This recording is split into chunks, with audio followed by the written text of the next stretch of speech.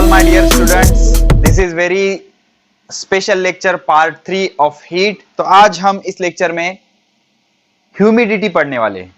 Humidity सारा theoretical part इस lecture में हम खत्म कर देंगे और पार्ट 4 जो रहेगा हमारा पूरी तरह से न्यूमेरिकल बेस्ड रहेगा। कुछ अच्छे से न्यूमेरिकल उसमें सॉल्व करेंगे हम। लेकिन अगर कोई पहली बार इस लेक्चर को देख रहा है तो उससे मैं रिक्वेस्ट करूंगा, पहले आप जाइए हमारे YouTube channel Kota pattern science वाला के प्लेलिस्ट में। सबसे पहले तो आप प्लेलिस्ट में लेक्चर नंबर 1 देख लेना हीट का, उसके बाद पार्ट 2 या लेक्चर नंबर 2 देख लेना, फिर ये लेक्चर देखना, तभी आपको चीजें अच्छे से समझ आएंगी। ठीक है, तो let me tell you the interesting story. एक बार मैं बॉम्बे गया था। ऐसे एक्चुअली मुझे बॉम्बे के लोकल ट्रेन से बहुत ज्यादा डर लगता है। ठीक है, तो बॉम्बे गया था मैं, मेरे डैडी हज को जा रहे थे, इसलिए आई एम इन बॉम्बे गया था। तो जब मैं वहां के एटमॉस्फेयर में घूम रहा था तो मुझे बहुत ज्यादा पसीना आ रहा था। मुझे पता नहीं लग रहा था ऐसा क्यों हो रहा है। जैसे मैं घूम रहा था बहुत पसीना आ रहा था। तो वहां का जो ड्राइवर था हमारा, वो ड्राइवर बोलने लगा कि सर बॉम्बे का जो एटमॉस्फेयर है वो बहुत ह्यूमिड है। तो मैंने बोला भाई ह्यूमिड है मतलब? तो वो कंफ्यूज हो गया, वो मुझे समझा नहीं पाया। लेकिन अब जाके पता लगता है कि what do you mean by humidity. ठीक है, तो उस ह्यूमिडिटी को आज हम डिटेल में पढ़ने वाले हैं। What is the meaning of humidity? Humidity basically होता क्या है? ठीक है, तो हम सबको पता है अर्थ का जो 71% पोर्शन है, the surface of total earth 71% portion water ने ऑक्युपाई किया है। और जब भी सूरज निकलता है उस वजह से टेम्परेचर बढ़ता है, और इस टेम्परेचर बढ़ने से वाटर का इवेपोरेशन होगा। मतलब वाटर, पानी गर्म होगा और पानी के कुछ मॉलिक्यूल एस्केप हो जाएंगे और एटमॉस्फेयर में जाएंगे in the form of vapours. तो हवा में जो ये वाटर का वेपर्स होता है, that vapours is called as humidity. अब हवा में एक limited amount of water vapours रह सकते हैं। अगर लिमिट इससे ज्यादा हो गया, मतलब कुछ ज्यादा ही वाटर वेपर्स हवा में चले गए, तो वाटर वेपर्स क्या हो जाएंगे? कंडेंस हो जाएंगे और उसके वाटर ड्रॉपलेट बनके वो नीचे गिर जाएंगे। तो अब बंबई, ऑब्वियसली बॉम्बे कहां पर है? समंदर किनारे है, दरिया किनारे एक बंगलो। ठीक है, समंदर किनारे बॉम्बे है, तो वहां पर वाटर वेपर्स एटमॉस्फेयर में कैसा होंगे? ज्यादा होंगे। मतलब वहां की ह्यूमिडिटी कैसे होगी? ज्यादा होगी। तो समझ में आ रहा है, ह्यूमिडिटी बॉम्बे की ज्यादा है, इसका मतलब क्या होता है? वहां समंदर नजदीक है। कि नजदीक क्या, समंदर को लग के है तो सिटी है ना पूरी, तो वहां पर इवेपोरेशन होने की वजह से वाटर वेपर्स ज्यादा रहेंगे, इसलिए वहां की ह्यूमिडिटी कैसी होती है? ज्यादा होती है। चलो तो लाइन टू लाइन क्लियर करते हैं, what is the meaning of humidity. ठीक है, तो हम सबको पता है, क्या पता है? देख लो, अबाउट 71% ऑफ अर्थ सरफेस, अर्थ का जो टोटल सरफेस है उसका 71% इज कवर्ड विथ वाटर। किससे कवर्ड किया हुआ है? वाटर से कवर्ड किया हुआ है।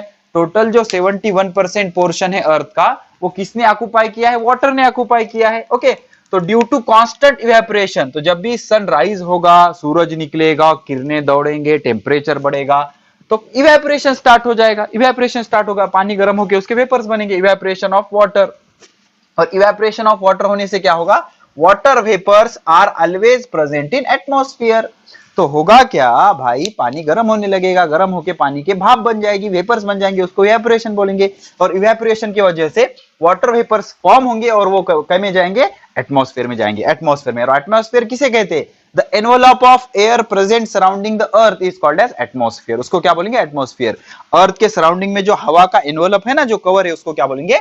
एटमॉस्फेयर। क्या बोलेंगे? एटमॉस्फेयर। अब देख लो, the amount of water vapours in atmosphere help us to understand the state of daily weather. तो आज का वेदर किस तरह का होगा, ये हमें किससे लॉजिकली बता सकते हैं हम? कि आपके एटमॉस्फेयर के हवा में कितने वाटर वेपर्स है। इससे हम क्या कर सकते हैं? डेली वेदर के बारे में कमिट कर सकते हैं कि आज बारिश होगी या नहीं होगी, इस तरह की चीजें। तो amount of water vapours in air helps us to understand the daily weather, regular weather. Okay, तो the presence of water vapours in the air makes it moist. ठीक है ना, तो इसलिए वहां की जो हवा होती है वो चिपचिपी होती है, जल्दी ही आपको पसीना आने लगेगा, आपके बॉडी पे वाटर वेपर्स जमा हो जाएंगे। ठीक है ना, तो वहां की हवा चिपचिपी होती है, बिकॉज वहां के एटमॉस्फेयर में वाटर वेपर्स कैसे होते हैं? ज्यादा होते हैं। तो यहां पर मैं let me define the term humidity. Humidity किसको बोलेंगे? द मॉइस्चर, मॉइस्चर मतलब ओलावा या water vapours, the moisture present in the atmosphere, मतलब एटमॉस्फेयर सराउंडिंग हवा में जो मॉइस्चर, जो ओलावा, जो नमी है, उसको हम क्या बोलेंगे? Is called humidity. That is called as humidity. तो एयर या एटमॉस्फेयर में जो मॉइस्चर प्रेजेंट है, ओलावा प्रेजेंट है, दैट ओलावा, that moisture is called as humidity. और ये मॉइस्चर कहां से आया? 71% of earth surface is occupied by water and continuous evaporation of water takes place or water is converted into water vapors, that water vapors goes into the atmosphere। ठीक है ना, तो वहां से आया कितना मॉइस्चर हवा में है, इसको क्या बोलेंगे? ह्यूमिडिटी। आर्द्रता in Marathi it is called as आर्द्रता। ठीक है ना, तो ह्यूमिडिटी। ठीक है, तो for a given volume of air at specific temperature, देख लो कुछ स्पेसिफिक वॉल्यूम ले लिया हमने एयर का और इसका कुछ स्पेसिफिक टेम्परेचर हमने फिक्स कर दिया। There is a limit on how much water vapours present in the given air. तो इस दिए हुए हवा में दिए हुए टेम्परेचर पे कितने वाटर वेपर्स रह सकते हैं, इसका एक लिमिट है। अगर उससे ज्यादा वाटर वेपर्स उसमें हमने डाल दिए तो वो क्या हो जाएंगे? कंडेंस हो जाएंगे, उसके वाटर ड्रॉपलेट बन जाएंगे और वो नीचे गिर जाएंगे। तो इस गिवन सैंपल में, इस गिवन वैल्यू में, गिवन टेम्परेचर पे एक fix amount of water vapours उसमें रह सकते हैं। ठीक है ना, तो if the amount exceed the limit, अगर इस लिमिट से ज्यादा अगर उसमें वाटर वेपर्स आ गए तो क्या हो जाएगा? The excess of water vapours, मतलब जितने एक्स्ट्रा वाटर वेपर्स उसमें चले गए, कन्वर्टेड इनटू ड्रॉपलेट, उनके क्या बन जाएंगे? ड्रॉपलेट, मतलब पानी के छींटे, पाण्याचे थेंब बन जाएंगे और वो नीचे गिर जाएंगे। समझ में आया? तो गिवन वॉल्यूम में एट गिवन टेम्परेचर पे दिए हुए वॉल्यूम में कितने वाटर वेपर्स प्रेजेंट रह सकते हैं, इसका एक लिमिट है, मैक्सिमम लिमिट में वो रह सकते हैं, उससे ज्यादा वाटर वेपर्स उसमें नहीं रह सकते। अगर आ गए तो क्या हो जाएंगे? वो कंडेंस हो जाएंगे, उसके ड्रॉपलेट बन जाएंगे और वो नीचे गिर जाएंगे। ठीक है, तो the air is said to be saturated. तो अगर इस सैंपल में maximum amount of water vapours present है, इससे अगर थोड़ा सा भी वाटर वेपर ज्यादा हो गए तो उनके ड्रॉपलेट बन के नीचे बढ़ना शुरू हो जाएंगे। तो जो बाउंड्री सिचुएशन है कि इसमें maximum amount of water vapours है, तो ऐसे हवा को बोलेंगे हम सैचुरेटेड एयर। अगर उससे ज्यादा हो जाएंगे तो सैचुरेटेड से ज्यादा हो जाएगा वो, और उससे अगर कम होंगे तो उसको बोलेंगे अनसैचुरेटेड एयर। तो हवा को सैचुरेटेड कब बोलेंगे? The air is said to be saturated. तो हवा सैचुरेटेड है ऐसे कब बोला जाएगा? At the given temperature. Temperature important है, टेम्परेचर इंपॉर्टेंट है दिए हुए टेम्परेचर पे, because amount of water vapour content in air is also depend on temperature. कैसे देखेंगे आगे, ठीक है ना। तो if the air is said to be saturated at the given temperature, when कब बोला जाएगा कि वो सैचुरेटेड है दिए हुए टेम्परेचर पे? जब it contain maximum possible water vapours, मतलब जब उसमें मैक्सिमम पॉसिबल वाटर वेपर्स होंगे। अगर इससे थोड़ा भी ज्यादा वाटर वेपर्स उसमें आ गए तो अब वो हवा उस वाटर वेपर्स को अपने अंदर रख सकती है क्या? नहीं, वो कंडेंस हो जाएगी और नीचे वाटर ड्रॉपलेट बन के गिर जाएगी। ठीक है, तो हवा में अगर मैक्सिमम वाटर वेपर है एट गिवन टेम्परेचर, तो ऐसे हवा को हम क्या बोलेंगे कि हवा कैसी है? सैचुरेटेड है। अगर आप इससे थोड़ा भी वाटर वेपर्स का लेवल उसमें बढ़ा दोगे तो उसके वाटर ड्रॉपलेट बन के वो नीचे गिर जाएंगे। तो हवा सैचुरेटेड है ऐसे कब बोला जाएगा? जब उसमें मैक्सिमम पॉसिबल वाटर वेपर्स होंगे, तो उसको बोलेंगे कि हवा कैसी है? सैचुरेटेड है। ठीक है, अगर उससे कम होगा तो अनसैचुरेटेड एयर बोलेंगे। ठीक है, तो the amount of water vapours required to saturate the air depends on temperature of air. ये किस पे डिपेंड करता है? टेम्परेचर पे डिपेंड करता है। टेम्परेचर कैसा है इस पे डिपेंड करता है कि आपकी जो एयर है वो सैचुरेटेड है या नहीं। इसका एक आपको रियल लाइफ एग्जांपल में बता दूंगा। सपोज रेनी सीजन है, अबर आया हुआ है और इवनिंग का टाइम है। इवनिंग के टाइम पे बहुत ज्यादा गर्मी होती है। क्यों गर्मी होती है? बिकॉज इवनिंग के टाइम पे टेम्परेचर कम हो जाता है और दिन भर के इवेपोरेशन की वजह से पानी के वाटर वेपर्स हवा में बहुत ज्यादा हो जाते हैं और इवनिंग में टेम्परेचर कम हो जाता है। तो टेम्परेचर जब कम होगा तो वाटर वेपर्स भी कम बैठते हैं अंदर, सैचुरेट करने के लिए वाटर वेपर्स कम लगेंगे, लेकिन वाटर वेपर्स ऑलरेडी ज्यादा है तो इवनिंग के टाइम पे गर्मी होने लगेगी। आपको ऐसा किचकिचा, ऐसा गीला गीला फील होगा, जल्दी पसीना आने लगेगा। ठीक है, तो कैसे डिपेंड करता है? टेम्परेचर पे। इफ टेम्परेचर इज मोर, अगर टेम्परेचर ज्यादा है, it require more water vapours, तो वाटर वेपर्स भी ज्यादा लगेंगे उसको सैचुरेट करने पर। मतलब एक चीज याद रखो, अगर गर्म एटमॉस्फेयर है तो अंदर ज्यादा वाटर वेपर्स बैठ सकते हैं, और अगर ठंडा एटमॉस्फेयर है, इस temperature is less, it require less water vapours to saturate the air. तो ठंडे हवा में कम वाटर वेपर्स लगेंगे हवा को सैचुरेट करने के लिए। और हवा को सैचुरेट करना मतलब उसमें मैक्सिमम पॉसिबल वाटर वेपर्स रखना, that is called as saturated air. उसको क्या बोलेंगे? Saturated air. अब एक एग्जांपल ले लेंगे। सपोज हमने क्या किया, 1 किलोग्राम ड्राई एयर ली, 1 किलोग्राम ड्राई एयर ली 40 डिग्री सेल्सियस वाली, तो हम इसमें maximum 49 gram water vapours adjust कर सकते हैं विदाउट कंडेंसेशन। मतलब उसका ड्रॉप बनेगा क्या? नहीं। तो 49 ग्राम तक हम उसमें वाटर वेपर्स रख सकते हैं। अब उसी सैंपल का, उसी किलोग्राम ऑफ वाटर का, उसी किलोग्राम ऑफ ड्राई एयर का अगर टेम्परेचर आप 20 डिग्री सेल्सियस कर दोगे, मगर मतलब कम कर दोगे, तो सिर्फ हम उसमें 14.7 ग्राम ऑफ वाटर वेपर्स रख सकते हैं विदाउट कंडेंसेशन। तो जितना टेम्परेचर ज्यादा होगा उतने ज्यादा वाटर वेपर्स हम उसके अंदर रख सकते हैं विदाउट सैचुरेशन, और जितना टेम्परेचर कम होगा उतने हम उसमें कम वाटर वेपर्स रख सकते हैं। ठीक है ना? तो इस तरह से ये सारा अरेंजमेंट होता है। ठीक है, तो अब if vapour content in air, अगर vapour content in air is less than maximum limit, अगर मैक्सिमम लिमिट से कम होंगे वाटर वेपर्स, तो उस एयर को क्या बोलेंगे? Unsaturated air. क्या बोलेंगे? Unsaturated air. ठीक है ना? तो स्टोरी समझ आई। तो एयर के एटमॉस्फेयर में कितने वाटर वेपर्स प्रेजेंट होंगे, इसका एक लिमिट होता है। अगर उसमें मैक्सिमम वाटर वेपर्स प्रेजेंट है तो उसको बोलेंगे सैचुरेटेड एयर। अगर उससे ज्यादा वाटर वेपर्स उसमें चले गए तो वो कंडेंस होके ठंडे होके नीचे वाटर ड्रॉपलेट के फॉर्म में गिर जाएंगे। और कितने वाटर वेपर्स बैठ सकते हैं हवा में, ये डिपेंड करेगा टेम्परेचर पे। अगर टेम्परेचर ज्यादा होगा तो ज्यादा वाटर वेपर्स बैठ सकते हैं हवा में without condensation, without formation of droplet. और अगर टेम्परेचर कम होगा तो उसमें कम वाटर ड्रॉपलेट बैठ सकते हैं। अगर हवा में लिमिट से कम वाटर वेपर्स है तो उसको बोलेंगे अनसैचुरेटेड एयर। और मैक्सिमम लिमिट जितना बैठ सकता है उतना है तो उसको बोलेंगे saturated air. That is called as saturated air.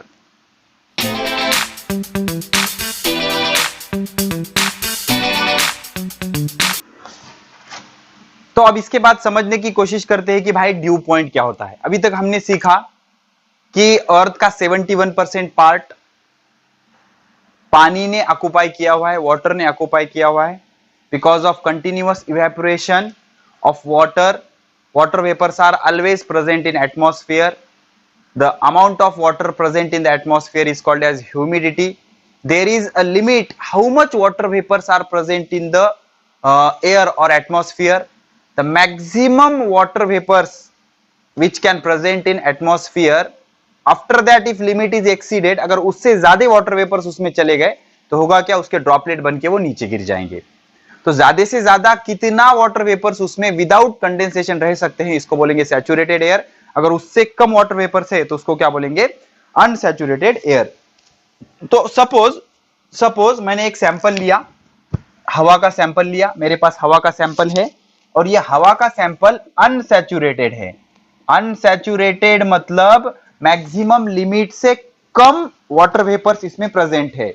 तो अब मुझे इसको क्या बनाना है? सैचुरेटेड। तो मेरे पास दो ऑप्शन है। एक तो मैं इसमें वाटर वेपर्स ऐड करूंगा, या फिर मैं इसका टेम्परेचर कम कर दूंगा, हमें पता है टेम्परेचर ज्यादा होगा तो ज्यादा वाटर वेपर्स बैठ सकते हैं, टेम्परेचर कम होगा तो कम वाटर वेपर्स बैठ सकते हैं। तो मैं क्या करूंगा? एक तो वाटर वेपर्स ऐड करूंगा, अगर मेरे पास वाटर वेपर्स नहीं है तो मैं इसका टेम्परेचर कम करूंगा। तो मेरे पास अनसैचुरेटेड एयर का सैंपल है, अब मैं इसका टेम्परेचर कम कर रहा हूं। तो एक स्पेसिफिक टेम्परेचर के लेवल पे ये सैचुरेट बन जाएगी। मैंने इसमें वाटर वेपर्स ऐड किए क्या? नहीं, सिर्फ इसका टेम्परेचर कम किया। तो जिस टेम्परेचर पे अनसैचुरेटेड हवा का सैंपल सैचुरेटेड हो गया, उस टेम्परेचर को उस सैंपल का ड्यू पॉइंट बोलेंगे। क्या बोलेंगे? Dew point. ठीक है, तो क्या बोल रहा है देखो, suppose unsaturated air at certain temperature. Saturation या अनसैचुरेशन या amount of water vapours always depend on temperature play very important role in it. Okay, suppose unsaturated air at the certain temperature is taken. हमने unsaturated air ली and its temperature is decrease. उसका temperature हमने क्या किया? Decrease किया। अभी unsaturated को हमें सैचुरेटेड बनाना था, तो आपके पास दो ऑप्शन है। एक तो आप उसमें वाटर वेपर्स ऐड करो और दूसरा ऑप्शन उसका टेम्परेचर कम करो। तो हमने दूसरे को सेलेक्ट किया, उसका टेम्परेचर डिक्रीज किया। तो at a temperature is reach, तो टेम्परेचर हम कम कर रहे थे, तो एक टेम्परेचर ऐसा आएगा at which air become saturated। तो उस टेम्परेचर पे ये अनसैचुरेटेड एयर क्या बन जाएगी? सैचुरेटेड बन जाएगी with the vapors।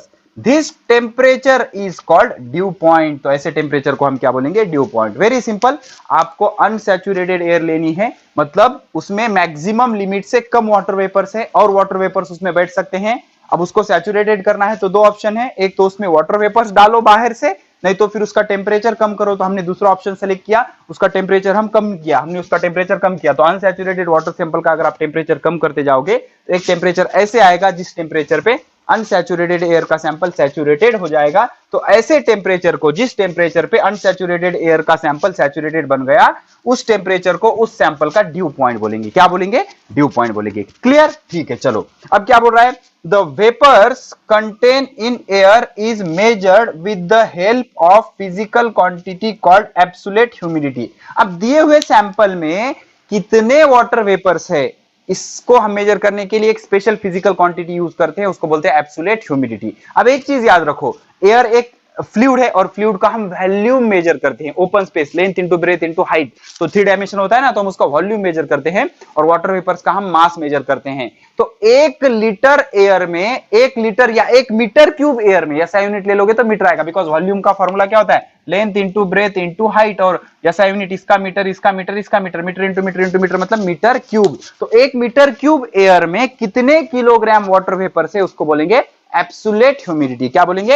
Absolute humidity. तो एब्सोल्यूट ह्यूमिडिटी की डेफिनेशन क्या आएगी? This is the definition of absolute humidity. और ये क्या बोल रही है देख लो, the mass of water vapours, mass is measured in kilogram, the mass of water vapours present per unit volume of air, per unit volume of air is called absolute humidity. उसको क्या बोलेंगे? Absolute humidity. तो absolute humidity एक ratio है mass of water vapours, mass of water vapours, water vapours का mass divided by volume of air, volume of air. तो ऊपर mass है, नीचे वॉल्यूम है, तो mass is measured in kilogram और volume is measured in metre cube, length into breadth into height, metre into metre into metre, metre cube. तो absolute ह्यूमिडिटी का यूनिट क्या हो गया? किलोग्राम पर मीटर क्यूब। एमसीक्यू आ सकता है, याद रखना, एब्सोल्यूट ह्यूमिडिटी का यूनिट क्या हो गया? किलोग्राम पर मीटर क्यूब। और इसकी डेफिनेशन क्या है? The mass of water vapours present per unit volume of air is called as absolute humidity. भाई आपके हवा के सैंपल में कितने वाटर वेपर्स है, इसको मेजर करने के लिए हमारे पास एक फिजिकल क्वांटिटी, एक स्पेशल फिजिकल क्वांटिटी है, उसको बोलेंगे एब्सोल्यूट ह्यूमिडिटी। और एब्सोल्यूट ह्यूमिडिटी क्या होता है? The mass of water vapours present per unit volume of air. एक यूनिट वॉल्यूम, अब आपके अवेलेबिलिटी के हिसाब से यूनिट वॉल्यूम ले सकते हो, 1 लीटर ले सकते हो, 1 मीटर क्यूब ले सकते हो। इतने एक सैंपल में कितने मास, कितने किलोग्राम वाटर वेपर्स है, उसको बोलेंगे एब्सोल्यूट ह्यूमिडिटी। क्या बोलेंगे? Absolute humidity. अब जो हवा होगी वो 2 तरह की होगी, एक तो होगी ह्यूमिड, एक तो होगी ड्राई। ह्यूमिड मतलब बॉम्बे वाली हवा जिसमें वाटर वेपर्स ज्यादा होंगे, और ड्राई मतलब अपनी हवा जिसमें वाटर वेपर्स कम होंगे, वाटर वेपर्स कम होंगे। ठीक है ना? The feeling of humid and dry air depends on, अब ये ह्यूमिड है या ड्राई है किस पे डिपेंड करेगा? ह्यूमिड है या ड्राई, ये 2 चीजों पे डिपेंड करेगा। बिकॉज वाटर वेपर जो हवा में होंगे वो 2 चीजों पे डिपेंड करते हैं, कि उसमें कितने वाटर वेपर्स है और दूसरा टेम्परेचर, कितने वाटर वेपर्स है और दूसरा टेम्परेचर। तो द फीलिंग ऑफ ह्यूमिड और dry air, feeling of humid और ड्राई मतलब, ह्यूमिड मतलब वाटर वेपर्स अगर हवा में ज्यादा होंगे तो हमको ह्यूमिड लगेगा, और अगर वाटर वेपर्स कम होंगे तो ड्राई लगेगा। जैसे बॉम्बे वाला एटमॉस्फेयर कैसा था? ह्यूमिड था। क्यों था? बिकॉज वो समुद्र किनार पट्टी के बाजू का, सराउंडिंग का सरफेस है, इस वजह से क्या हो जाएगा, उसमें वाटर वेपर ज्यादा होंगे, तो वहां पर ह्यूमिडिटी ज्यादा होगी। तो आपका एटमॉस्फेयर ह्यूमिड है या ड्राई है, ये डिपेंड करता है प्रेजेंस ऑफ वाटर वेपर्स। अगर वाटर वेपर ज्यादा होंगे तो ह्यूमिड, वाटर वेपर्स कम होंगे तो ड्राई। अब दूसरी चीज टेम्परेचर, अगर टेम्परेचर कम होगा तो ह्यूमिड, टेम्परेचर ज्यादा होगा तो हवा क्या होगी? ड्राई होगी। कैसे होगी? ड्राई होगी। तो अब इसके बाद मेजर करते हैं रिलेटिव ह्यूमिडिटी, एक वेरी इंटरेस्टिंग क्वांटिटी जिसको मेजर करते हैं हम, उसको बोलते हैं रिलेटिव ह्यूमिडिटी। रिलेटिव ह्यूमिडिटी मतलब आपने एक सैंपल लिया, आपने एक सैंपल लिया, इस सैंपल में एक्चुअल कितने वाटर वेपर्स है, दैट इज सपोज 2 किलोग्राम, और इसको सैचुरेट करने के लिए कितने लग रहे हैं? 3 किलोग्राम। तो 3 किलोग्राम पे ये क्या हो जाएगी? सैचुरेट हो जाएगी। क्या हो जाएगी? सैचुरेट हो जाएगी। लेकिन है कितने? 2 किलोग्राम। तो हवा अब कैसी है? अनसैचुरेटेड है। अनसैचुरेटेड है भाई, इस हवा को सैचुरेट करने के लिए इसमें 3 किलोग्राम वाटर वेपर्स होने चाहिए। अब कितने हैं? 2 किलोग्राम। चाहिए कितने? 3 किलोग्राम। किसके लिए? सैचुरेट करने के लिए। तो अब ये 2 डिवाइडेड बाय 3, इसको बोलेंगे हम रिलेटिव ह्यूमिडिटी। मतलब है कितना और लगेगा कितना, किस लिए? उसको सैचुरेट करने के लिए। इन दोनों के रेशियो को बोलेंगे रिलेटिव ह्यूमिडिटी। तो ऊपर क्या आएगा? Actual mass of water vapour content in the air in the given volume. दिए हुए वॉल्यूम में एक्चुअल कितनी वाटर वेपर्स है? 2 kilogram, divided by mass of water vapours required to make it saturate in that volume. अब इस volume को saturate करने के लिए कितने वाटर वेपर्स लगेंगे?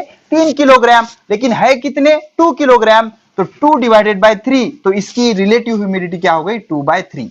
क्या हो गई? 2/3। तो रिलेटिव ह्यूमिडिटी की अगर डेफिनेशन पूछी जाए तो कैसे लिखना, the ratio of actual mass of water vapours contained in that air in given volume. मगर आपने कुछ वॉल्यूम लिया, उसमें कितने वाटर वेपर्स है भाई, उसको बोलेंगे वो न्यूमरेटर में आ जाएगा, और डिनोमिनेटर में क्या आएगा, उसी वॉल्यूम को सैचुरेट करने के लिए टोटल वाटर वेपर्स कितने लगेंगे। अभी हमारे पास एक हवा का सैंपल है, इस सैंपल में वाटर वेपर्स कितने हैं, 2 किलोग्राम, लेकिन इसी सैंपल को सैचुरेट करने के लिए कितने वाटर वेपर्स लगेंगे, 3 किलोग्राम। तो ऊपर 2 किलोग्राम, नीचे 3 किलोग्राम, इन दोनों के रेशियो को क्या बोलेंगे, रिलेटिव ह्यूमिडिटी। तो हमने एक्चुअल जो हमारा वाटर वेपर है उसको हम कंपेयर करेंगे किसके साथ, सैचुरेट करने के लिए जितने वाटर वेपर्स लगेंगे उसके साथ। तो न्यूमरेटर में क्या लेना है, आपके गिवन सैंपल ऑफ एयर में कितने वाटर वेपर्स है, एक्चुअली कितने हैं, अभी कितने हैं वो लेना है, और उसको ही सैचुरेट करने के लिए टोटल कितने लगेंगे वो डिनोमिनेटर में ले लेना है। तो ये दोनों के रेशियो को बोलेंगे रिलेटिव ह्यूमिडिटी। जैसे कि ये हवा का सैंपल, इसमें है कितने, 2 किलोग्राम वाटर वेपर्स है, और इसको सैचुरेट करने के लिए टोटल कितने चाहिए, 3 किलोग्राम। तो 2 डिवाइडेड बाय 3, तो 2/3 इज द रिलेटिव ह्यूमिडिटी। उसको क्या बोलेंगे, रिलेटिव ह्यूमिडिटी। अब इस रिलेटिव ह्यूमिडिटी को अगर आप परसेंटेज में रिप्रेजेंट करोगे तो ये क्या हो जाएगा, that will be percentage relative humidity. उसको क्या बोलेंगे, परसेंटेज रिलेटिव ह्यूमिडिटी। तो relative humidity express in percentage is called as percentage relative humidity. और इसका बहुत सिंपल फॉर्मूला होगा, रिलेटिव ह्यूमिडिटी को 100 से मल्टीप्लाई करना होगा। मतलब सिंपली अगर आप इसको 100 से मल्टीप्लाई कर दोगे, ये रेशियो को अगर आप 100 से मल्टीप्लाई कर दोगे तो क्या आ जाएगी, आपकी परसेंटेज रिलेटिव ह्यूमिडिटी आ जाएगी। जैसे कि आपका ये हवा का सैंपल था, इसमें है कितना, 2 किलोग्राम वाटर वेपर, सैचुरेट करने के लिए कितना लगता है, 3, इसको 100 से मल्टीप्लाई कर दो तो इसका आंसर क्या आ जाएगा, 200/3। तो 3 का 3, 3 संग 18, 3 संग 18, 66, सपोज 67%। तो इसकी परसेंटेज रिलेटिव ह्यूमिडिटी कितनी है, 67%। 67% कितनी, 67%। अब एक चीज याद रखो, the percentage relative humidity at dew point is 100%। कैसे भाई, देख लो, ये अनसैचुरेटेड एयर था जिसमें हमने 2 किलोग्राम वाटर वेपर्स लिए। अब इसका टेम्परेचर हम कम करेंगे, एक टेम्परेचर पे ये सैचुरेट हो गया। तो जिस टेम्परेचर पे ये सैचुरेट हो गया उसको बोलेंगे ड्यू पॉइंट। उसको क्या बोलेंगे, ड्यू पॉइंट। अब ये सैचुरेट हो गया ना, तो अब इस हवा को सैचुरेट करने के लिए कितने वाटर वेपर्स लगेंगे, 2 किलोग्राम। आप बोलोगे सर अभी तो 3 बताया ना भाई, अब हमने उसका टेम्परेचर कम कर दिया, तो टेम्परेचर कम करने पर वाटर वेपर्स भी कम लगेंगे, ठीक है ना। तो अगर एयर सैंपल आपका सैचुरेट होगा तो आपके एयर सैंपल में 2 किलोग्राम वाटर वेपर्स है, सैचुरेट करने कितने लगेंगे, 2 किलोग्राम। इसको 100 से मल्टीप्लाई करो, 2 कैंसिल, कितना है, 100%। तो अगर आपकी हवा सैचुरेटेड है तो उसकी परसेंटेज रिलेटिव ह्यूमिडिटी कितनी रहेगी, 100%। कितनी रहेगी, 100%। अगर आपको ह्यूमिड फील हो रहा है तो इट इंप्लाइज दैट कि परसेंटेज रिलेटिव ह्यूमिडिटी 60% से ज्यादा है, 60% से ज्यादा है। अगर आपको ड्राई फील हो रहा है तो आपकी परसेंटेज रिलेटिव ह्यूमिडिटी 60% से कम है, ठीक है। तो ये एक फिजिकल क्वांटिटी होती है जिससे हम हवा ड्राई है या ह्यूमिड है ये डिटरमाइन कर सकते हैं। Okay, so this is the relative humidity, percentage relative humidity. और percentage relative humidity at dew point is 100%। Okay, because 2 kilogram उसको सैचुरेटेड करने के लिए लग रही है और हमने 2 किलोग्राम ही डाला, तो 2/2 कैंसिल हो जाएगा और उसको 100 से मल्टीप्लाई किया तो 100% उसकी ह्यूमिडिटी आ जाएगी, ठीक है। सो this is all about due point, relative humidity, percentage relative humidity, humid nature and dry nature of the air.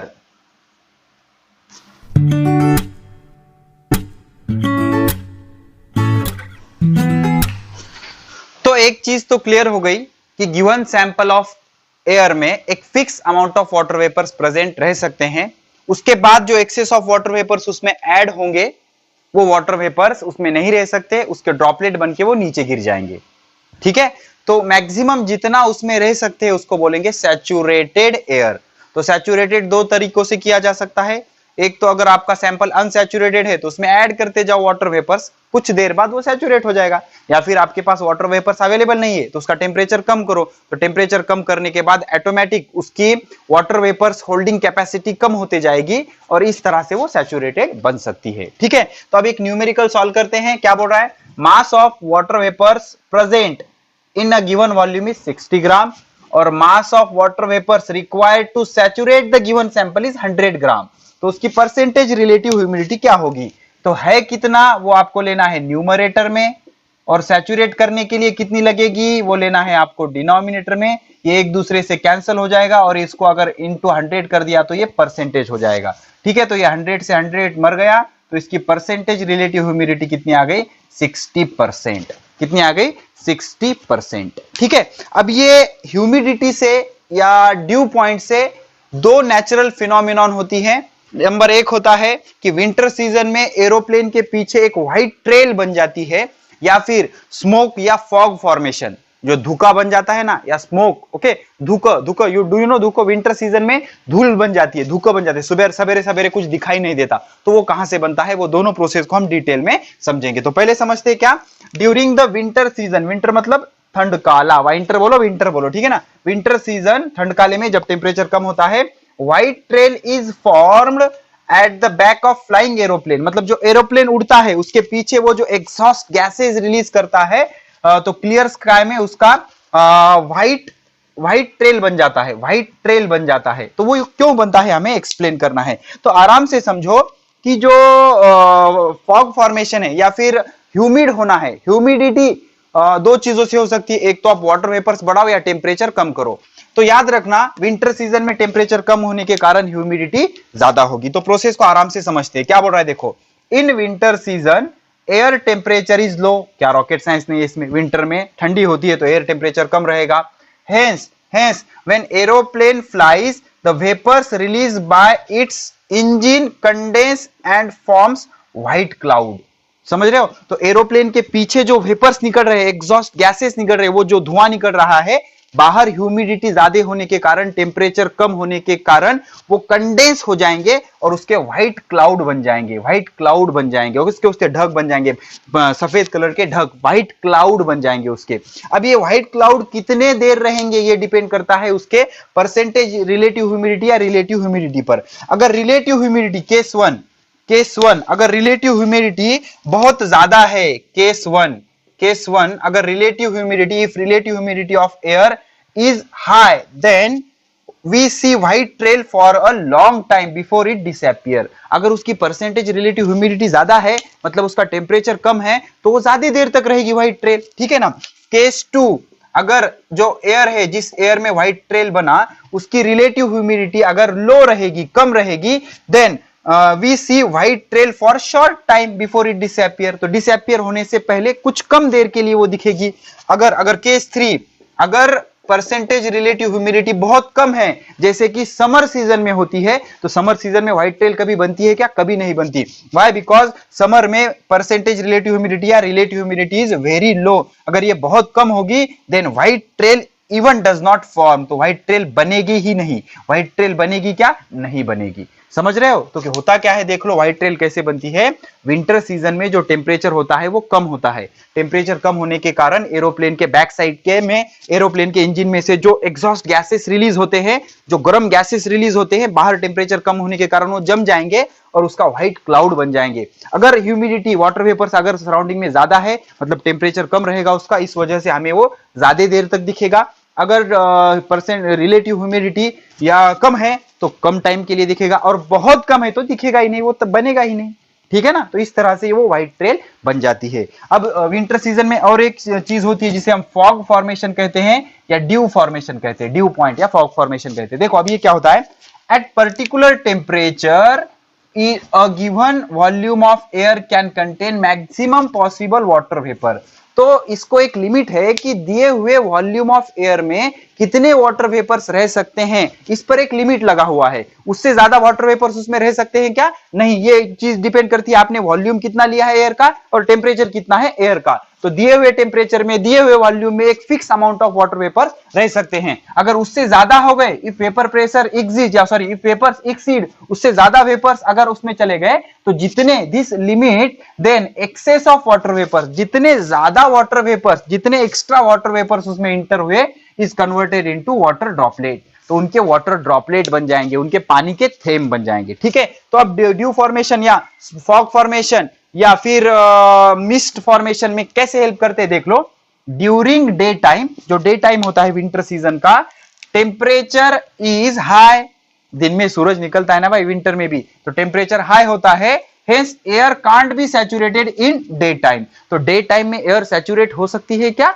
नहीं हो सकती, बिकॉज टेम्परेचर ज्यादा होता है। अगर टेम्परेचर कम हुआ, कई बार दिन में भी बन जाता है, तो दिन में भी अगर टेम्परेचर कम हुआ तो तब भी फॉग फॉर्मेशन हो सकता है। दिन में टेम्परेचर ज्यादा होता है इसलिए एयर सैचुरेट नहीं हो सकती, इसलिए दिन में फॉग या फिर उसको हम क्या बोलेंगे, मिस्ट या ड्यू बनता है क्या, नहीं। तो एज टेम्परेचर फॉल्स, जैसे जैसे शाम होती जाएगी टेम्परेचर कम होते जाएगा, या जैसे जैसे सुबह का टाइम आएगा टेम्परेचर कम होते जाएगा, the capacity of air to hold water vapour decreases. हमें पता है अगर एयर सैंपल का हम टेम्परेचर कम करेंगे तो उसकी वाटर वेपर्स होल्ड करने की कैपेसिटी क्या हो जाएगी, डिक्रीज हो जाएगी। तो उसकी वाटर वेपर्स ऑक्युपाई करने की, वाटर वेपर्स रखने की कैपेसिटी डिक्रीज हो जाती है ड्यूरिंग कोल्ड नाइट्स। ओके, मतलब विंटर सीजन के नाइट लाइफ में during cold nights the temperature of air में fall to dew point. Dew point मतलब क्या होता है, अनसैचुरेटेड एयर का सैंपल लेना है, उसका टेम्परेचर कम करना है, एक ऐसा टेम्परेचर आता है जिसपे ऑटोमेटिक वो हवा सैचुरेट बन जाती है, बिकॉज टेम्परेचर कम करने से उसकी वाटर वेपर्स होल्ड करने की कैपेसिटी कम होती है, तो अनसैचुरेटेड एयर सैचुरेट बन जाती है। उस पॉइंट को क्या बोलते हैं, ड्यू पॉइंट। तो विंटर नाइट्स में, विंटर सीजन के नाइट सीजन में क्या हो सकता है, टेम्परेचर ड्यू पॉइंट से, ड्यू पॉइंट जितना हो सकता है या फिर ड्यू पॉइंट से कम भी हो सकता है, even below the dew point, dew point के बिलो भी जा सकता है।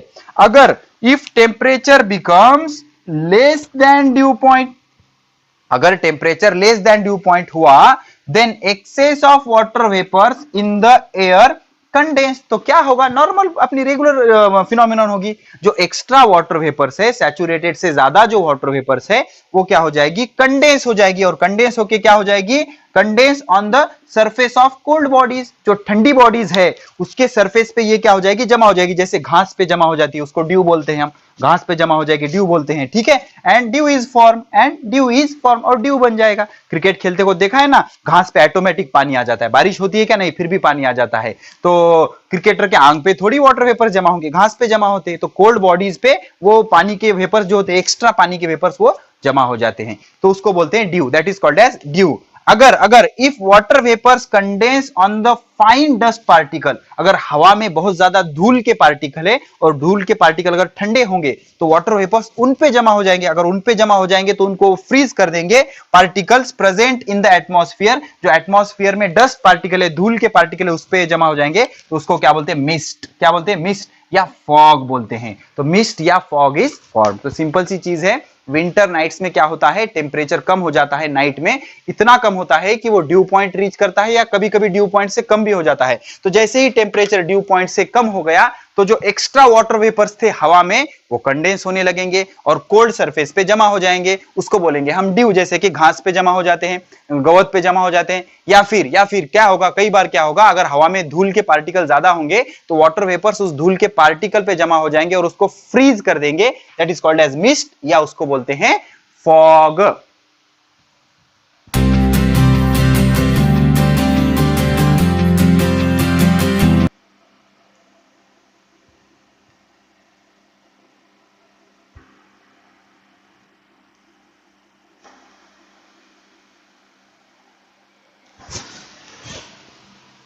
अब ह्यूमिडिटी या ड्यू पॉइंट का और एक एप्लीकेशन हो सकता है। इससे हम एक्सप्लेन कर सकते हैं कि जब हम रेफ्रिजरेटर में से कोई बॉटल बाहर निकाल लेते हैं तो उसके आउटर सरफेस पे वाटर ड्रॉपलेट बन जाते हैं। अब ये क्यों बनता है, सिंपल सी चीज है, देख लो। अब जो हवा है हमारी वो अनसैचुरेटेड है, हमने वाटर बॉटल को बाहर निकाला, वाटर बॉटल का टेम्परेचर जो होगा रूम टेम्परेचर से ऑब्वियसली कम होगा, बिकॉज हमने उसको रेफ्रिजरेटर में रखा है, तो वो ठंडा होगा। जैसे ही बॉटल को हम रखेंगे, बॉटल के सराउंडिंग की जो एयर होगी उसका टेम्परेचर बॉटल की वजह से कम हो जाएगा। तो टेम्परेचर कम हो जाएगा तो जो एयर उसके बॉटल के सराउंडिंग में है उसकी वाटर वेपर्स होल्ड करने की कैपेसिटी कैसे हो जाएगी, कम हो जाएगी। इन द अदर व्यू हम उसको ऐसा भी बोल सकते हैं कि उसका टेम्परेचर इतना कम अगर हो गया कि उसने ड्यू पॉइंट रीच किया, या ड्यू पॉइंट से कम अगर टेम्परेचर हो गया तो वो जो एयर होगी वो सैचुरेट हो जाएगी। तो सैचुरेशन से ज्यादा जैसे ही उसमें वाटर वेपर्स आ जाएंगे, वो excess of water vapours condense हो जाएंगे और उस वाटर बॉटल के आउटर सरफेस पे डिपॉजिट हो जाएंगे। ठीक है, तो इसको लाइन बाय लाइन समझने की कोशिश करते हैं। Explain formation of water droplet, पानी के थेम, पानी के छींटे बन जाना on the outer surface of water bottle taken out from the refrigerator. तो रेफ्रिजरेटर में से जो बॉटल हमने निकाली है उसके आउटर सरफेस पे वाटर ड्रॉपलेट बन जाते हैं। इसका रीजन बताना है, देख लो। एट द गिवन टेम्परेचर, वही चीजें बार बार बता रहा हूं मैं, at the given temperature there is a limit to the amount of water vapours that can present in the given volume of air. तो दिए वॉल्यूम ऑफ एयर में कितने वाटर वेपर्स प्रेजेंट रह सकते हैं एट गिवन टेम्परेचर, इसका एक limit fix है। उससे ज्यादा अगर वाटर वेपर्स हो गए तो वो कंडेंस होके वाटर ड्रॉपलेट बन जाएंगे। If water vapours exceed this limit then excess of water vapours condense and forms water droplet. अगर इससे ज्यादा अगर वाटर वेपर्स उसमें चले गए तो वो जो एक्स्ट्रा वाटर वेपर्स उसमें चले गए उसके वाटर ड्रॉपलेट बन जाएंगे, वो कंडेंस होकर वाटर ड्रॉपलेट के फॉर्म में जमा हो जाएंगे। अब ऐसा करने के लिए दो चीजें आप कर सकते हो, एक तो आप वाटर वेपर्स बढ़ाओ या फिर टेम्परेचर कम करो, ठीक है। If the temperature is decrease the vapors holding capacity of air also decreases। समझ में आया? अगर टेम्परेचर कम करोगे तो वाटर वेपर्स होल्ड करने की एयर की कैपेसिटी क्या हो जाएगी? डिक्रीज हो जाएगी। यही कारण होता है कम टेम्परेचर पे वो कम वाटर वेपर्स होल्ड कर सकता है और ज्यादा टेम्परेचर पे वो ज्यादा वाटर वेपर्स होल्ड कर सकता है, ठीक है। The temperature of water bottles placed in refrigerator is less then room temperature. जो वाटर बॉटल हमने रेफ्रिजरेटर में रखी है उसका टेम्परेचर ऑब्वियसली कम होगा, इसमें तो कोई रॉकेट साइंस नहीं। If bottle is taken out, अगर हमने बॉटल बाहर निकाली from the refrigerator then the temperature of air surrounding the bottle decreases. तो बॉटल के सराउंडिंग में जो एयर है उसका टेम्परेचर कम होने लगेगा and vapours holding capacity of that air decreases. अब उस एयर की, जिस एयर का टेम्परेचर कम हो रहा है, वेपर होल्डिंग कैपेसिटी क्या हो जाएगी? कम हो जाएगी। Due to which extra water vapours condense and deposited on the water bottle surface. अब जो एक्स्ट्रा वाटर वेपर्स होंगे वो डिपॉजिट हो जाएंगे वाटर बॉटल पे, ओके। तो इस तरह से वाटर बॉटल के आउटर सरफेस पर वाटर ड्रॉपलेट डिपॉजिट होते हैं, provided that water bottle is cool. अगर गर्म पानी की बोतल होगी, जैसे कि नॉर्मल हम जाते हैं ना बिस्लेरी की नॉर्मल बोतल दो, नॉर्मल बोतल के सराउंडिंग में थोड़ी जमा होंगे यार, बिकॉज अंदर का टेम्परेचर कैसे होगा? ज्यादा होगा, उससे कोई फर्क नहीं पड़ता, ठीक है। अब यूनिट क्या क्या होते हैं? हीट के यूनिट होते हैं जूल, कैलोरी, किलो कैलोरी और ऐसे होते हैं। अब आपके 10th बोर्ड के हिसाब से जूल एसआई यूनिट है, कैलोरी सीजीएस यूनिट है, ठीक है ना। अब देख लो, एक कैलोरी क्या होता है? Amount of heat required to increase और to raise the temperature of 1 gram of water by 1 degree Celsius. 1 gram पानी लेना है, इसका टेम्परेचर 1 डिग्री सेल्सियस से बढ़ाना है। अब कोई भी टेम्परेचर रेंज ले सकते हो क्या 1 डिग्री सेल्सियस के लिए? नहीं। क्यों नहीं ले सकते? आखिरी में एक्सप्लेन करूंगा मैं। तो 14.5 डिग्री सेल्सियस से 15.5 डिग्री सेल्सियस तक 1 ग्राम पानी का टेम्परेचर 1 डिग्री सेल्सियस से बढ़ाने के लिए जितनी भी हीट जरूरी होगी, that heat is called as 1 calorie and 1 calorie is equal to 4.18 joule. 4.18 joule, okay. अब इसी लेक्चर के आखिरी में मैं आपको कैलोरी की थोड़ी सी हिस्ट्री भी बताऊंगा, डोंट वरी, हाँ, ओके। तो 1 कैलोरी बराबर कितना होता है? 4.18 जूल होता है, ठीक है। तो 1 कैलोरी क्या है? जितनी हीट लगेगी, किस लिए? 1 ग्राम पानी को 1 डिग्री सेल्सियस से गर्म करने के लिए। कुछ भी टेम्परेचर ले सकते हो क्या? नहीं। 14.5 से 15.5 डिग्री सेल्सियस तक गर्म करने के लिए जितनी हीट लगेगी, that heat is called as 1 calorie. उस हीट को क्या किया गया? 1 कैलोरी फिक्स किया गया और 1 कैलोरी बराबर कितना होता है? 4.18 जूल। अब 1 कैलोरी की जगह अगर आपको 1 किलो कैलोरी पूछा जाए तो 1 ग्राम की जगह क्या करना? 1 किलोग्राम वाटर ले लेना और टेम्परेचर उतने से ही बढ़ाना, उसी टेम्परेचर रेंज में, ठीक है। So the amount of heat necessary to raise, जितनी हीट जरूरी है, नेसेसरी म्हणजे गरजेचे असणे, रेज मतलब बढ़ाना, रेज द टेम्परेचर ऑफ कितना वाटर लिया? अब 1 kilogram of water by 1 degree Celsius. 1 kilogram पानी का टेम्परेचर 1 डिग्री सेल्सियस से बढ़ाने के लिए कहां से कहां तक? 14.5 डिग्री सेल्सियस से 15.5 डिग्री सेल्सियस तक बढ़ाने के लिए जितनी हीट उसको देना पड़ेगी 1 किलोग्राम पानी को, that heat is called as 1 kilo calorie. अब किलो का हमें पता है, किलो मतलब कितना होता है? 10 टू द पावर 3 कैलोरी। और कैलोरी की जगह आप 4.18 रखोगे तो 3 से 0.3 से उधर सरक जाएगा, 4180 जूल हो जाएगा। तो 1 किलो कैलोरी बराबर 10 to the power 3 calorie is equal to 4180 joule हो जाएगा, ठीक है। तो अब मुझे बताओ, टेम्परेचर रेंज 14.5 से ही 15.5 लेना है या कुछ भी ले सकते हो? नहीं, टेम्परेचर रेंज हमेशा 14.5 से 15.5 ही लेना पड़ेगा। क्यों? बिकॉज अदर टेम्परेचर रेंज में अलग हीट लग सकती है, कम लग सकती है, ज्यादा लग सकती है, हमें कोई लेना देना नहीं, लेकिन अलग हीट होती है वो, इसलिए टेम्परेचर रेंज भी हमने कैसे रखी? फिक्स रखी। तो क्या लिख रहा है ये?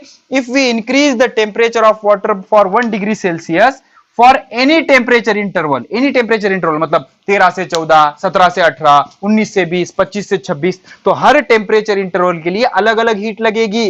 तो हीट का अमाउंट अगर आपको 4.18 जूल फिक्स रखना है तो आपको टेम्परेचर रेंज कितना लेना पड़ेगा, 14.5 से 15.5 तक। तो टेम्परेचर रेंज भी अगर फिक्स रखोगे तो हर बार उतनी ही हीट लगेगी और ये अमाउंट फिक्स रहेगा। तो हम कोई भी टेम्परेचर रेंज नहीं ले सकते, एक फिक्स टेम्परेचर रेंज लेना होता है और वो क्या होता है 14.5 से 15.5 तक। अब यही क्यों लिया, उनको पता हमें क्या करना है, उन्होंने फिक्स किया कि हम सिर्फ पढ़ रहे हैं ना। तो 14.5 से 15.5 तक जितना टेम्परेचर बढ़ाने के लिए 1 डिग्री सेल्सियस से अगर 1 ग्राम वाटर का बढ़ाया तो उसको बोलेंगे 1 कैलोरी, और अगर आपने 1 किलोग्राम वाटर का बढ़ाया तो उसको बोलेंगे 1 किलो कैलोरी। तो अब ये कैलोरी क्या है सर, देख लो आराम से समझो। कैलोरी वर्ड की हिस्ट्री, अभी इसका कोई जरूरी नहीं है लेकिन हिस्ट्री थोड़ी पता होगी तो कॉन्फिडेंस आएगा आपको। इसकी हिस्ट्री क्या है देख लो। पुराने जमाने में एक प्रोसेस स्टडी की गई। कौन सी प्रोसेस, कि भाई अगर हम रॉड का एक एंड गर्म कर रहे हैं तो दूसरा एंड ऑटोमेटिक क्यों गर्म हो रहा है। Suppose this is the metallic rod, पुराने जमाने की बातें कर रहा हूं मैं। तो रॉड का अगर आप एक एंड गर्म करोगे तो इसका दूसरा एंड ऑटोमेटिक गर्म होने लगता है। तो इस पे साइंटिस्ट ने सोचना शुरू किया। तो कुछ साइंटिस्ट का क्या कहना आया था कि पुराने जमाने में हीट वर्ड नहीं था। पहले तो एक चीज समझ लो, हीट वर्ड नहीं था। हीट को ही क्या बोलते थे, कैलोरी बोलते थे। और कैसे बोलते थे वो, कि कैलोरी नाम का एक फ्लूइड है जो आग में प्रेजेंट होता है। जब हम एक एंड गर्म करते हैं तो ये फ्लूइड इस सॉलिड में चला जाएगा, इस रॉड में चला जाएगा। This is the metallic rod. तो ये जो फ्लूइड है जिसका नाम उन्होंने कैलोरी रखा था, पुराने जमाने की बात है, 100% गलत है, लेकिन वो पुराने जमाने में ऐसे मानना था उनका कि कैलोरी नाम का एक फ्लूइड होगा इस आग में। जब हम आग इसको देंगे तो ये कैलोरी नाम का फ्लूइड इसमें से ऐसे बहते हुए इधर आ जाता है। इस वजह से ये एंड गर्म हो जाएगा। लेकिन आगे चल के हमें पता लगा कि भाई 3 तरह के मोड ऑफ हीट ट्रांसफर होते हैं, कंडक्शन, कन्वेक्शन एंड रेडिएशन। तो जब एनर्जी इसको मिलेगी तो ये एटम्स वाइब्रेट होने लगेंगे और ये वाइब्रेशन धीरे धीरे पास होगा। इस तरह से एनर्जी आगे चली जाएगी, लेकिन पार्टिकल पास होंगे क्या, नहीं। तो कैलोरी नाम का कोई ऐसा फ्लूइड होता है क्या, नहीं। तो कैलोरी वर्ड डिसअपियर ना हो जाए, हम इसकी बात करें, इसलिए उसका यूनिट क्या रख दिया गया, कैलोरी। तो पुराने जमाने में क्या था कैलोरी मतलब एक फ्लूइड माना जाता था। और जब हम किसी रॉड को हीट करते थे तो एक एंड गर्म करने पे दूसरा एंड क्यों गर्म हो जाता था, बिकॉज उसमें से कैलोरी फ्लो होती है, कैलोरी फ्लूइड उसमें से फ्लो होता है। ऐसा कहना था पुराने जमाने में साइंटिस्ट का था, तो उसको बोलेंगे कैलोरी। तो पहले हीट था क्या, नहीं, कैलोरी था। लेकिन बाद में बहुत सारे रिसर्च हुए, हीट वर्ड आ गया, तो कैलोरी वर्ड की हिस्ट्री डिसअपियर ना हो जाए, इसलिए हीट से रिलेटेड ये वर्ड था ना, इसलिए हीट का एक स्पेशल यूनिट रख दिया गया कैलोरी। और उसको डिफाइन किया गया कि भाई अगर आप 1 ग्राम पानी को 14.5 डिग्री सेल्सियस से 15.5 डिग्री सेल्सियस तक अगर आप उसको गर्म करोगे तो उसको गर्म करने के लिए जितनी हीट लगेगी उसको बोलेंगे 1 कैलोरी। इसको हीट यूनिट भी कहा जाता है, आगे आप 11th-12th में सीखोगे। और 1 कैलोरी को जूल में कैसे कन्वर्ट करोगे, 4.18 जूल होता है। ठीक है,